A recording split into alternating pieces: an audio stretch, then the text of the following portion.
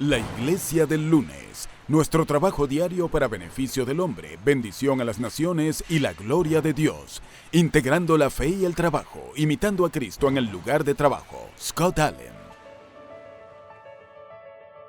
Dios tiene la misión de hacer florecer todas las cosas y nosotros debemos ser agentes de Jesús para esa renovación y restauración. Debemos ser sus manos y pies ministrando con palabras y hechos, amando a nuestro prójimo y procurando el florecimiento de nuestras comunidades. ¿Cuál consejo le daría a un joven artista que su arte, sea que lo quieras o no, va a tener un impacto? Esa es la naturaleza del arte, y su arte tiene el potencial de moldear la vida de alguien más, de moldear a un grupo de personas o a una vecindad y aún a toda una nación. Su arte puede tener el impacto de cambiar al mundo. La pregunta es, ¿le está llamando Dios a ser un artista? Esta no es una pregunta fácil de responder, pero es posible que usted quiera ser un artista, no porque quiera ser famoso o porque vaya a enriquecerse con eso, sino porque realmente Dios le creó para hacerlo, y esta realidad puede llenarlo de mucho valor personal, porque va a necesitar mucho coraje, va a requerir que trabaje extremadamente duro.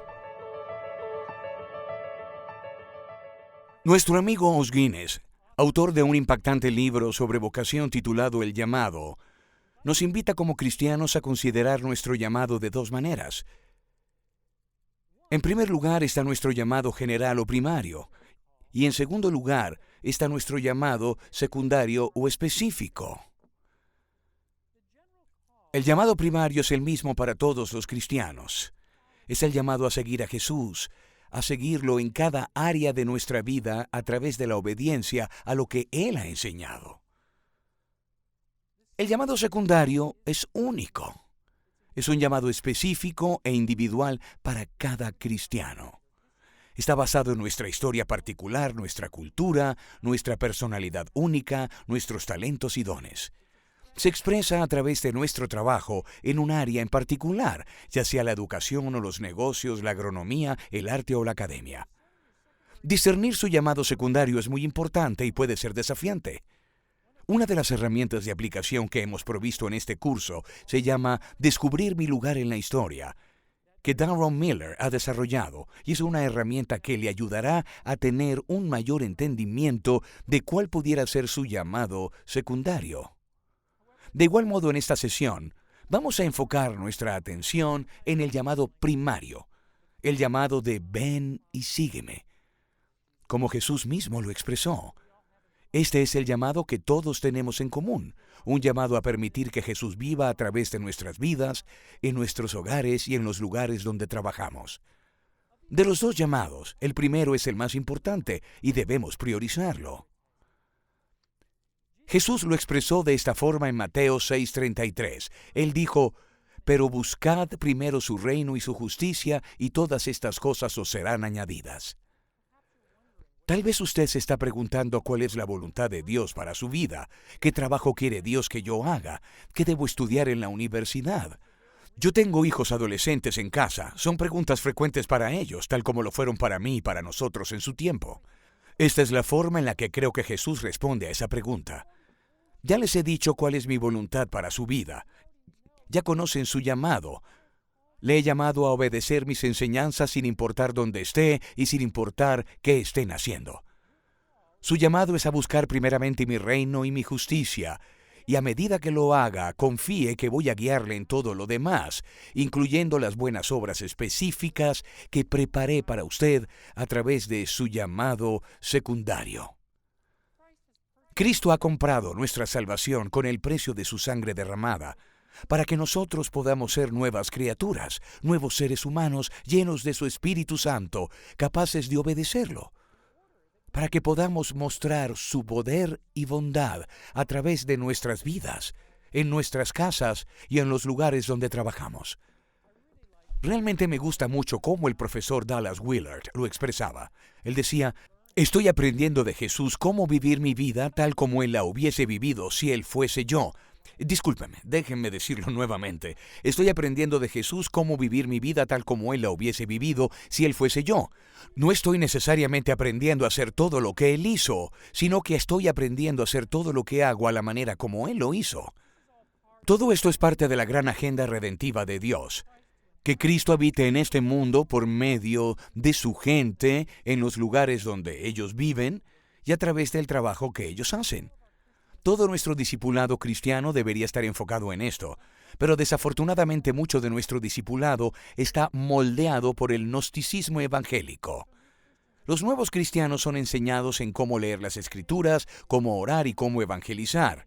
Estas cosas ciertamente son muy buenas y necesarias, pero hay poca conexión entre estas actividades espirituales y nuestra vida cotidiana y nuestro trabajo. Como cristiano no estoy meramente llamado a hacer cosas espirituales, en adición a mi trabajo secular. En vez de eso, soy llamado a vivir cada aspecto de mi vida de la manera que Cristo la viviría si Él fuese yo. Este no es un proyecto pequeño, de hecho es una actividad que toma toda la vida, pero para ello tenemos que considerar ciertas cosas fundamentales y en esta sesión nos vamos a centrar en algunas de ellas. En primer lugar, para vivir como Jesús, usted debe pensar como Jesús. En otras palabras, debe tener la mente de Cristo. Si intenta pensar como Jesús, pero sus supuestos básicos más profundos sobre la realidad están fundamentados en una cosmovisión secular o animista o en una cosmovisión gnosticista evangélica, esto sería equivalente a intentar obtener buenos frutos de un árbol muerto. Para que su vida de forma natural produzca buen fruto, usted tiene que volver a las raíces, a los fundamentos básicos que sostiene sobre cómo funciona la realidad, la naturaleza humana, el propósito, la historia y sí acerca del trabajo. Jesús tenía una visión de la realidad y dado que Él la creó, su visión es la correcta. Por esta razón necesitamos su perspectiva, necesitamos su cosmovisión, si es que realmente queremos vivir como Él vivió. Efesios 2, versículos 8 al 10 es un pasaje muy útil si queremos pensar sobre el trabajo con la mente de Cristo.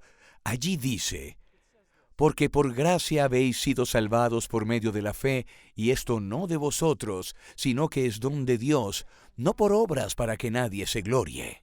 Porque somos hechura suya, creados en Cristo Jesús, para hacer buenas obras, las cuales Dios preparó de antemano, para que anduviéramos en ellas. Usted fue creado y fue salvado para hacer buenas obras, para hacer obras que hagan la diferencia, que hagan de este mundo un mejor lugar. Ahora bien, todas las religiones del mundo, con excepción del cristianismo, enseñan que uno debe hacer buenas obras para ser aceptado por Dios. Solo el cristianismo le da la vuelta al revés a esto. En nuestra condición rebelde y caída nunca hubiésemos podido mantenernos de pie frente a un Dios santo. Nuestras obras no nos salvan, solamente somos salvos mediante la fe en la obra consumada de Cristo. No somos salvos por las buenas obras, sino que somos salvos por gracia para hacer buenas obras. Cuando pensamos en buenas obras, tal vez estamos pensando en cosas tales como ayudar a los pobres, a las viudas o los huérfanos, y estas ciertamente son buenas obras que Dios preparó para que las hagamos. De igual modo debemos entender que buenas obras también significa trabajos excelentes, en aquello que fuere nuestro llamado secundario.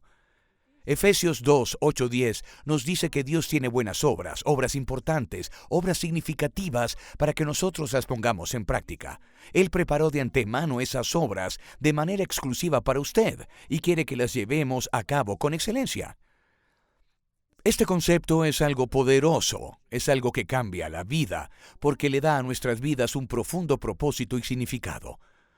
No solo Dios tiene buenas obras para que las hagamos, sino que nos pide que veamos nuestro trabajo como un medio para honrarlo y darle gloria.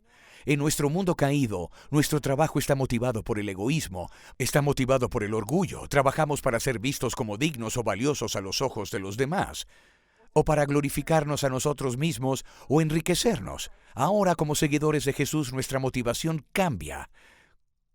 Colosenses 3, 23, 24 dice, «Y todo lo que hagáis, hacedlo de corazón como para el Señor y no para los hombres, sabiendo que del Señor recibiréis la recompensa de la herencia. Es a Cristo el Señor a quien servís». Aclaremos esto un poco. Este es un pasaje muy importante. Primeramente dice, «Y todo lo que hagáis, hacedlo de corazón». En otras palabras, esfuércense en su trabajo, pongan su corazón en ello. Sean laboriosos, sean productivos, no sean vagos ni perezosos. Esta idea está constantemente presente a través de las Escrituras, especialmente los Proverbios. Debemos ser cuidadosos en identificar toda la multiplicidad de dones que Dios nos ha dado para valorarlos, para tener un corazón agradecido, también para ser un mayordomo fiel del vasto capital interno que Dios nos ha encargado, nuestra mente, nuestro cuerpo, nuestras manos, nuestros dones, nuestros talentos. Nuevamente Colosenses 3, 23, 24 dice, «Y todo lo que hagáis, hacedlo como para el Señor y no para los hombres». Dios no quiere que los frutos de nuestro trabajo se conviertan en un ídolo. Él no quiere que trabajemos para ser aceptados y alabados por los demás. Él quiere que nuestro trabajo sirva a un bien más grande. Él quiere que le glorifiquemos y le honremos a través de nuestro trabajo. El hermano Lawrence lo dice de esta forma. Nuestra santificación no depende de cambiar nuestro trabajo, sino en hacer para Dios aquello que comúnmente hacemos para nosotros. Así que como cristianos no tenemos que cambiar nuestros trabajos, no tenemos que volvernos pastores, sacerdotes o misioneros. Sin importar cuál sea nuestra vocación, debemos llevarla a cabo para Dios y no para nosotros mismos. Debemos trabajar para una audiencia de una sola persona y nuestro deseo debe ser agradar a Dios y recibir su reconocimiento y elogio. Bien hecho, buen siervo y fiel. Si esto realmente motiva su trabajo, le garantizo que se va a destacar entre los demás. Recuerdo un amigo mío, Tom Love, contándome sobre su trabajo cuando era empleado del gobierno de los Estados Unidos en Afganistán. Él describía su trabajo como un lugar lleno de tensión y conflicto.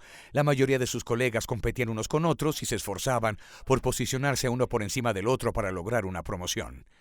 Tom los desconcertó, ya que él claramente tenía otra motivación. Estaba enfocado en hacer su trabajo con excelencia y con humildad.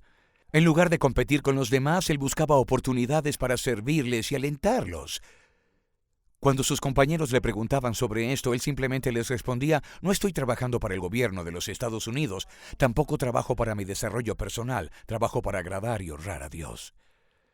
Nuestro deseo debe ser agradar y glorificar a Dios y eso afectará la forma en que hacemos nuestro trabajo. Vamos a querer hacer nuestro mejor trabajo, vamos a esforzarnos por la excelencia. También nos preocuparemos para que el trabajo de nuestras manos sea tanto útil como bello. Es como dice Génesis 2:9. «Y el Señor Dios hizo brotar de la tierra todo árbol agradable a la vista y bueno para comer».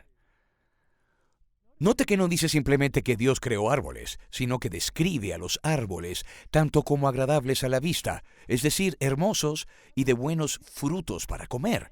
Esto significa útiles. Dios ama la belleza y crea cosas hermosas. Su misma persona, como dicen los Salmos, es la perfección de la belleza. Para glorificar a Dios, nuestro trabajo debe ser tanto útil como hermoso. Debe tener un valor duradero. Recientemente asistí a una conferencia en San José, California, y tuve el privilegio de conocer a un joven cristiano llamado Josh Banco. Él es un ingeniero e inventor. Creció al norte de California en un hogar cristiano en los años 70. Él amaba inventar cosas, incluso desde muy temprana edad. Estudió ingeniería mecánica cuando estaba en la universidad y después de graduarse, trabajó para diferentes empresas de computadoras de Silicon Valley, realizando distintos proyectos. Luego, Dios providencialmente le abrió una puerta para trabajar en las grandes ligas, en la compañía de computadoras Apple. Durante el tiempo que Josh estuvo en Apple, dirigió nada menos que el equipo que inventó el iPad. Su presentación se llamaba Innovar con Dios, y Josh habló sobre cómo Dios es el más grande creador y que debemos pedirle sabiduría e inspiración divina cuando estamos creando. Él remarcó la importancia de dedicar tiempo diariamente a orar y aprender a confiar en el poder de Dios, a llevar cada desafío delante de Él y buscarlo frente a los problemas específicos que enfrentamos en el trabajo. Él mencionó que la inspiración para el iPad llegó después de un largo tiempo de oración. Él le reconoció todo el mérito por esa invención a Dios. ¿No es esto asombroso? Dijo esto: Dios es el maestro artesano, cuyos trabajos manifiestan tanto belleza como simplicidad, a pesar de ser profundamente complejos. Usted puede ver esa misma belleza y simplicidad reflejadas en el iPad. Estas cualidades no simplemente ocurren, son el fruto de un cristiano que aprendió de Dios cuidadosamente durante años cómo inventar cosas estudiando su palabra y sus obras. Yo estaba profundamente sorprendido por la humildad de Josh, por su actitud gentil y por su perspectiva de la vida totalmente saturada de Dios. Si usted tiene un iPad, la próxima vez que lo use, quiero que agradezca a Dios por Josh, un fiel hermano en Cristo que aprendió cómo integrar totalmente su fe y su trabajo. Tal vez usted no sea un inventor. Todos nosotros expresamos creatividad en nuestro trabajo, ya sea en grandes o pequeñas maneras en los que escribimos y componemos, desarrollamos o creamos. ¿Considera usted esos trabajos como oportunidades para reflejar belleza, utilidad y excelencia? Eso es lo que significa pensar con la mente de Cristo sobre nuestro trabajo. También debemos pensar con la mente de Cristo acerca de las personas con las que trabajamos. Esto incluye a las personas en nuestros hogares, nuestros esposos, esposas e hijos, y a las personas con quienes trabajamos fuera de nuestros hogares, nuestros colegas, clientes, competidores y todos los demás. Jesús ve a estas personas como creaciones especiales hechas a su imagen, con incalculable dignidad y valor, y las ama por encima de su posición, su estatus, raza o nivel de ingresos. ¿Los vemos nosotros de la misma manera? Jesús nos ordenó reiteradas veces: ámense los unos a los otros, amen a su prójimo como a ustedes mismos. Para que este amor sea genuino, debe ser expresado sacrificialmente a través del servicio, y debe ser extendido incluso a aquellos que se nos oponen en nuestro lugar de trabajo. Jesús dijo: amen a sus enemigos y oren por quienes los persiguen. Déjeme preguntarle, ¿alguna persona le hace oposición a usted en su lugar de trabajo? ¿Está orando por esa persona? ¿Está buscando activamente formas de servirle? Sé que no es fácil, pero Dios nos dio su Espíritu Santo para que nos ayude y para que nos dé fuerzas para hacer esto. Jesús también tenía una preocupación particular por aquellos que eran débiles o marginados. Él tuvo una preocupación especial para el pobre, el hambriento, el desnudo y el prisionero. Para seguir a Jesús, en nuestro trabajo debemos mostrar una preocupación similar. Esto puede hacerse de muchas formas. Por ejemplo, si usted es un emprendedor, puede considerar comenzar su negocio en una zona empobrecida de la ciudad, donde puede usarlo como una oportunidad para proveer empleo y la dignidad que proviene del trabajo a las personas de esa comunidad. Todo esto y mucho más son formas en las que cumplimos nuestro llamado primario de seguir a Jesús en nuestro trabajo. Piense por un momento en lo distinto que sería su hogar, trabajo, escuela, iglesia o su equipo deportivo si las personas estuvieran motivadas por el deseo de agradar a Dios en lugar de glorificarse a sí mismos. Si trabajaran duro, si se esforzaran por la excelencia con una preocupación por crear cosas hermosas y con valor duradero, si se trataran unos a otros con dignidad, amor y respeto, si se sirvieran unos a otros y tuvieran atención particular por los más débiles entre ellos, estas características indican que sería un lugar muy agradable, apuesto a que usted quisiera trabajar allí. La pregunta es, ¿qué está usted haciendo para crear esa clase de ambiente, este tipo de cultura en su lugar de trabajo? Todos somos llamados a seguir a Jesús, a permitirle vivir su vida a través de nosotros. No solo en nuestra vida personal, sino en los lugares donde vivimos y trabajamos. Debemos promover culturas que reflejen su verdad, bondad y belleza. Todo buen fruto que se produzca y se producirá, tanto en nuestras vidas como en nuestros hogares o en nuestros lugares de trabajo, será el resultado definitivo del trabajo de Dios a través de nosotros. Al final, Él recibe toda la gloria. Nuestro llamado es este: así brille vuestra luz delante de los hombres, para que vean vuestras buenas acciones y glorifiquen a vuestro Padre que está en los cielos. Mateo 5:16. La Iglesia del Lunes. Nuestro trabajo diario para beneficio del hombre, bendición a las naciones y la gloria de Dios.